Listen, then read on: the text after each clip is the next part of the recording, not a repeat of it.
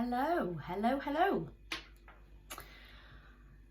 I want you to imagine the worst emotion that you think you can experience.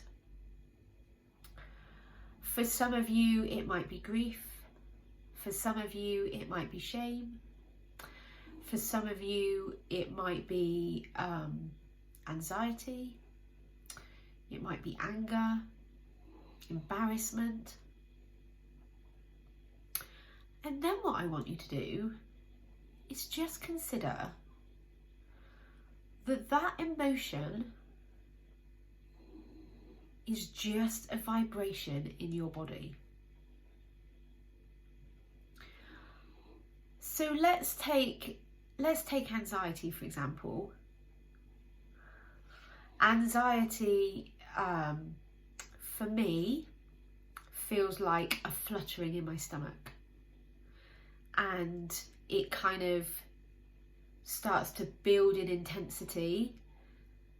And I want to flap my arms, like it feels like my whole hands are going to vibrate. How else do I feel it? My chest starts to constrict. Now, when I'm feeling anxiety, it's because of a thought that I'm having.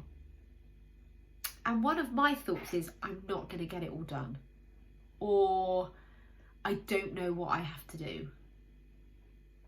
So when I think those thoughts, I then experience the emotion of anxiety.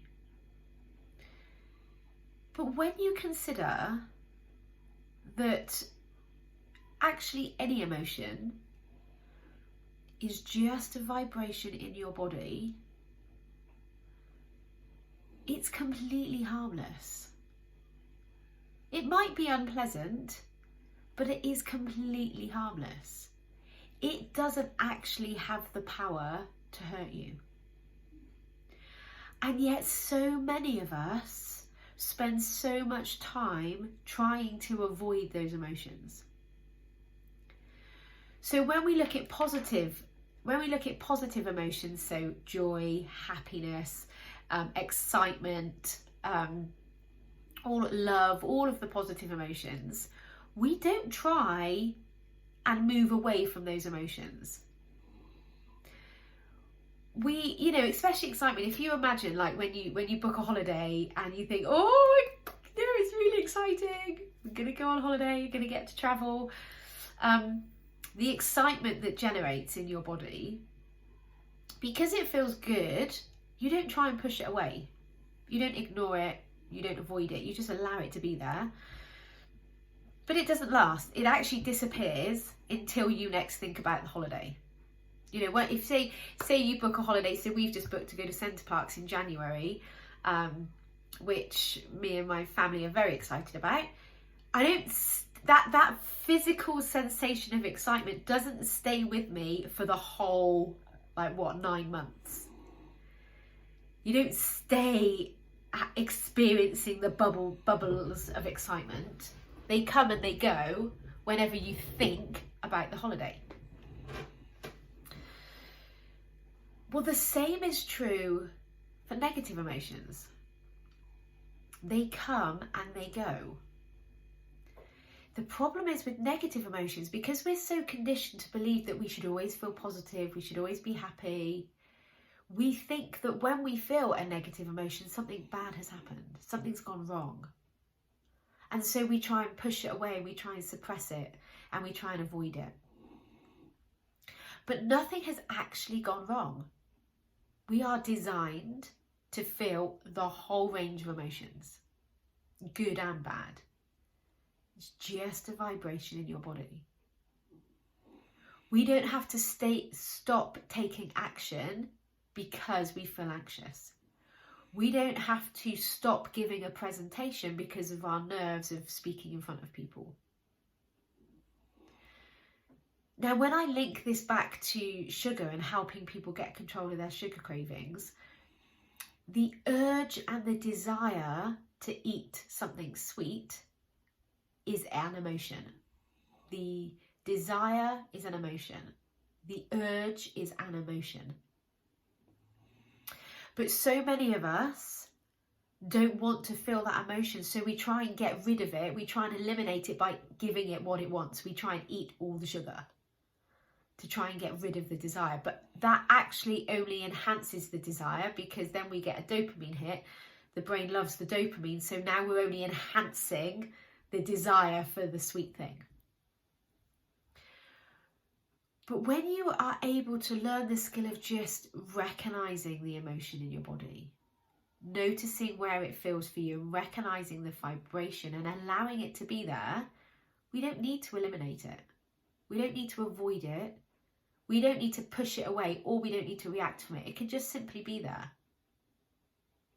Knowing that you've got a thought that's causing it, and when you allow it to be there, it disappears. It's like magic. If you're disappointed because you went for a job and didn't get it, it's okay to experience disappointment. You can recognise where disappointment feels in your body and then let it go. It doesn't hang around. The same with anger, the same with anxiety, same with shame, grief. There is not an emotion in this world that can actually do us physical harm when we allow it to be in our body. Ironically, the avoidance and pushing it away does then manifest into a physical dis-ease, if you like, in the body. But experiencing it and allowing it to be there, recognising that it's your thoughts causing it, actually doesn't. And I heard a sentence the other day that said, your thoughts can't kill you. So the sentences that you hear in your head don't do you any harm. There's just a noise.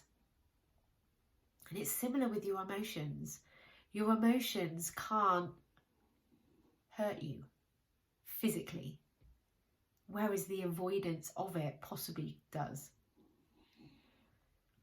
So really just noticing, and for some of you this is going to feel really odd, right? Because it's going to sound a bit kooky, it's going to sound a bit woo-woo and alternative, but as a human, you experience emotions, whether you want to argue with me or not. I bring it on, but I promise you, you will experience emotions, whether you're aware of it or whether you try and numb it and avoid it.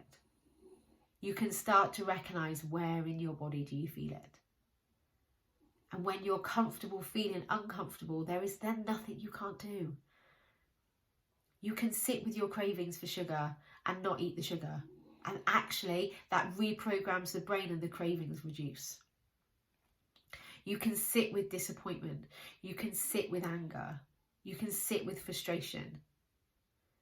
You can sit with the nerves of going for a job interview or a job promotion or doing a presentation, and nothing bad is going to happen to you from that emotion. So try it. Just try it. Just sit and really recognise how it's feeling for you and just see what happens. I bet it disappears. If you have any questions, please reach out and ask. I'm more than happy to help. And if you want to learn more about you, especially if you want to learn more about your sugar cravings and how to get control of them, there's a number of different ways you can get in touch. But the first thing I would highly recommend you do is sign up for my free lesson. And that tells you more about the brain, and it tells you more about how you can just, the process that you're going through and how you can reprogram that process. So have a lovely weekend, and I'll speak to you all next Friday.